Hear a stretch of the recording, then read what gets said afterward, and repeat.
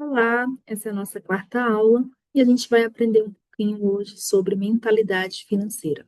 Como os nossos comportamentos e hábitos vão influenciar aí as nossas finanças.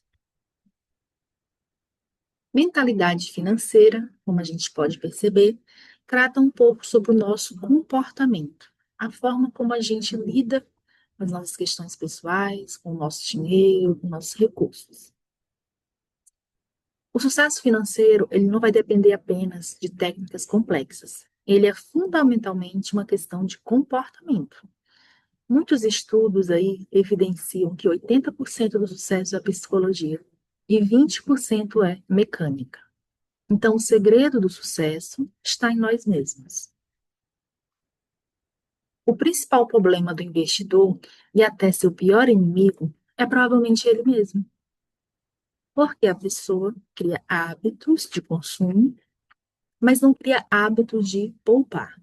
Então, quando você desenvolve disciplina e coragem, você pode evitar que as variações de humor de outras pessoas ou do mercado governem seu destino financeiro. Muitas vezes as pessoas querem que o banco, invista automaticamente por ela o seu recurso. Então elas entram em muitos produtos financeiros, como se fosse aí uma poupança forçada, achando que estão fazendo assim um grande negócio. Por quê? Automaticamente alguém vai fazer por mim o que eu poderia eu mesmo fazer. Então as pessoas acham mais fácil comprometer parte da renda em uma capitalização, por exemplo, em um consórcio, do que ela mesma poupar e aplicar. Então, às vezes, por não conhecer produtos de investimento, ficam refém da poupança, porque é o único recurso, o único investimento que conhece. Lá na frente, vamos trabalhar um pouquinho sobre o que é a poupança de fato. A vida, ela vai ser feita de escolhas. Isso é um fato. E principalmente no aspecto financeiro. É necessário equilibrar emoção e razão ao tomar decisões. Um exemplo bem prático, na minha experiência bancária, é quando você vai realizar um empréstimo. Muitas pessoas, no calor da emoção, na necessidade de ter aquele recurso financeiro, ela simplesmente aceitava prazos extensos, não se preocupavam em olhar a taxa e não tinham uma racionalidade na hora de tomar essa decisão. Às vezes as taxas estavam bem acima do mercado, mas mesmo assim a pessoa queria aquele recurso. Deixava às vezes a emoção falar mais alto. Quando eu não tenho objetivos, eu não sei para onde destinar o meu dinheiro. Então, o sonho é necessário transformar em projeto, porque um sonho é algo surreal, algo que talvez você realize. Um projeto não. Um projeto você tem aí um objetivo. Então, esses objetivos têm que avaliar suas necessidades e os seus desejos, e como essas escolhas vão afetar sua qualidade de vida. Vamos dar um outro exemplo prático. Na hora de financiar um carro em 60 meses, no valor presente, você vai adquirir o carro. E para o futuro, você vai comprometer parte da sua renda. Se você parcelou em 60 meses, será 5 anos da sua renda comprometida. Nos primeiros meses, a gente costuma não sentir esse impacto, porque está com recurso, está com o carro, está feliz. Passados 7, 8 meses, começa a apertar. E aí você começa a se preocupar. Essa parcela ficou alta demais. Essa parcela compromete muito o meu orçamento. E aí você começa a ter uma razoabilidade, começa a perceber que aquela decisão, naquele momento, talvez tivesse que aguardar mais um tempo. Mas pelo desejo, pela vontade de ter aquele bem logo, você às vezes comprometeu aí 5 anos da sua renda com uma taxa que talvez não seja mais indicada naquele momento para você adotar. Então, entende como a emoção nos leva a tomar atitudes, às vezes, no calor do momento? Para fazer um empréstimo, para financiar um carro, para pagar uma compra no cartão de crédito. Às vezes a gente acaba exagerando no cartão de crédito, gastando mais do que a gente recebe. Tudo isso são escolhas. E o seu relacionamento com o dinheiro? Será que a gente tem que falar sobre isso? Será que existe algum fator determinante que vai moldar o nosso comportamento com o dinheiro? Sim. E esse fator determinante, ele vem muitas vezes do significado que a gente dá para o dinheiro. No final desse vídeo, você vai ter acesso a um questionário, no qual você vai trabalhar um pouco essa mentalidade financeira, sobre o que o dinheiro representa para você. Vimos no vídeo anterior que ele pode ser liberdade, segurança, status, poder, mas o que ele realmente significa para você é o que vai moldar a forma como você o usa. As lembranças que nós temos da nossa família são o primeiro contato que a gente tem sobre uma mentalidade financeira. Essas lembranças muitas vezes vão influenciar a forma como hoje nós lidamos com nossos recursos. Frases muito comuns que a gente escutava: dinheiro não dá em árvore, valoriza, tem que trabalhar duro para ganhar a vida, guardar é melhor do que gastar. Atitudes que a gente presenciou também no nosso ciclo familiar: alguém da família que escondia dinheiro, ou era muito controlado com gastos, foi uma pessoa que, às vezes, se você comprasse algo que considerava supérfluo, ele criticava, porque para ele o dinheiro tinha que ficar guardado, controlado.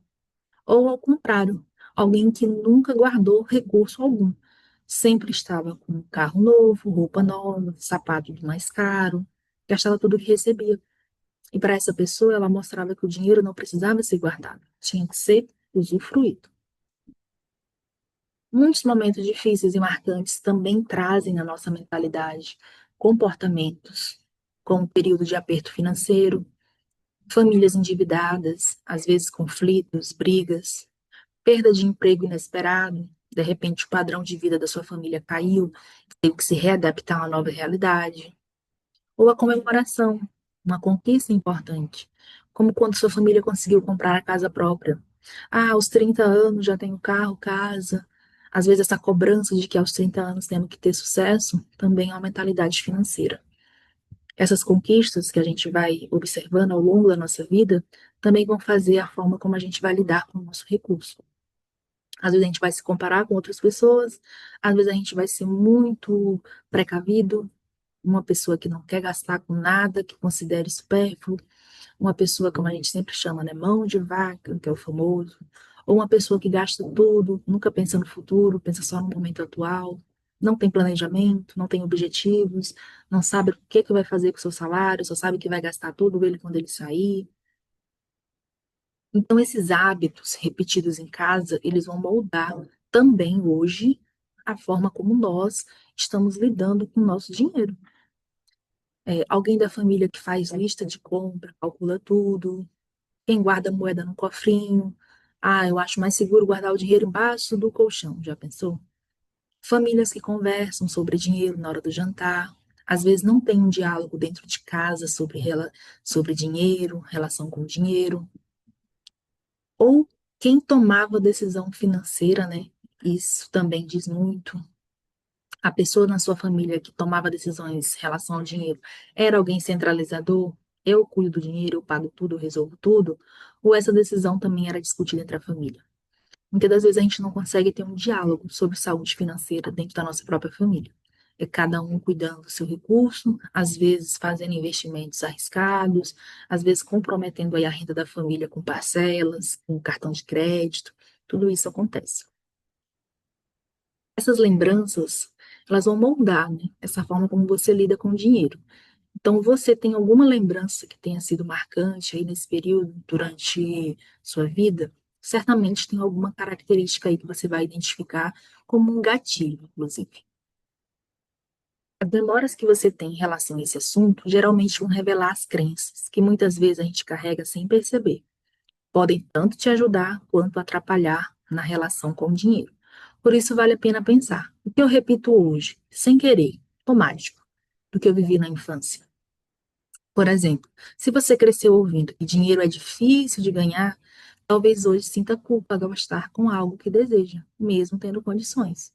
Ou se vir alguém da família gastando tudo logo após o pagamento, pode ter desenvolvido o hábito de evitar qualquer controle financeiro, o que te leva a acreditar erroneamente que não adianta tentar economizar. O mais comum é não ter planejamento. Eu não sei o dia de amanhã. É uma frase bem comum. Então, quando a gente não tem um planejamento, a gente não tem um caminho, qualquer caminho serve. E na vida financeira é da mesma forma. Quando você não tem objetivos, não tem um planejamento, não sabe o que você vai fazer no futuro com seu recurso, você vai levando a vida um dia de cada vez. E pode acontecer um imprevisto, um acidente, uma quebra de aparelho dentro da sua casa. E nesse momento você vai tomar a decisão de pegar um empréstimo, que às vezes não é o momento, parcelar uma fatura de cartão de crédito, que é uma das taxas mais altas do mercado. Então, essa mentalidade, ela é interna. Essas crenças vão trabalhar como programas silenciosos que guiam nossas decisões. Elas moldam o que acreditamos ser possível financeiramente, como nos sentimos ao lidar com dinheiro e até o quanto achamos que merecemos ganhar. Algumas, é claro, nos fortalecem, o valor do esforço, da disciplina, do planejamento. Outras nos limitam. Aqui temos o medo de investir, a culpa por prosperar, ou a crença de que o dinheiro sempre vai vir com sofrimento.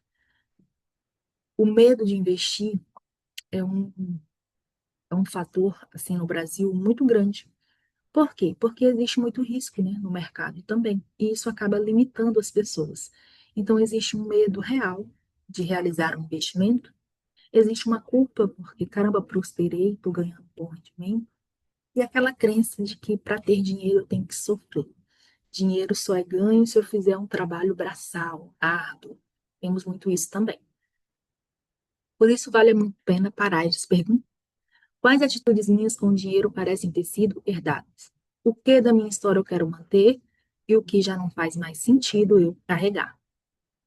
O maior desafio que a gente vai ter hoje é a complexidade e o menor conhecimento. O mundo financeiro está muito mais complicado do que era antigamente. Temos cartão de crédito, temos aplicativos, empréstimos facilitados, investimentos complexos e o principal problema é que o nosso conhecimento sobre o dinheiro não acompanhou essa complicação. É Pix, é Pix parcelado, é cartão de crédito, é banco digital, fintechs, né? É banco físico, carteira de investimentos, fundo de investimentos, taxa DI, taxa Selic, taxa IPCA. Então, você imagina o tanto de informação que tem no mercado. Quantos bancos existem para você aplicar seu dinheiro? Quantos aplicativos financeiros existem quando você vai escolher um para fazer o seu controle financeiro? E a facilidade de empréstimos. Hoje, muitos bancos até assediam para você fazer o empréstimo. Você tem uma margem liberada, reparcela aquele teu contrato, refinancia seu carro. Tudo isso não acompanhou o nosso conhecimento sobre o dinheiro. O mundo vai evoluindo, os produtos financeiros multiplicando, mas alguns a gente não entende ainda como funciona adequadamente. A falta de educação financeira, junto com a facilidade de conseguir um crédito, como cartão de crédito com limite alto, leva muita gente a um endividamento excessivo. Muitas vezes a pessoa não leva em conta uma margem de segurança para comprometer mensalmente e acaba sendo levado a atitudes desesperadas, como pegar crédito com prazo muito extenso, taxa mais elevada e parcelamento infinito. Tudo isso vai afetar também o emocional e o psicológico. Essa facilidade que o mercado te oferece, às vezes pode ser um grande problema aí no futuro. Então, essa aula foi basicamente para a gente trabalhar a nossa mentalidade, a forma como nós mexemos e lidamos com o nosso dinheiro. Essa mentalidade pode ter sido herdada, pode ser um gatilho de alguma situação que eu vivi, ou pode ser também características, né, das pessoas à minha volta, com quem eu me relaciono hoje. É isso, muito obrigada.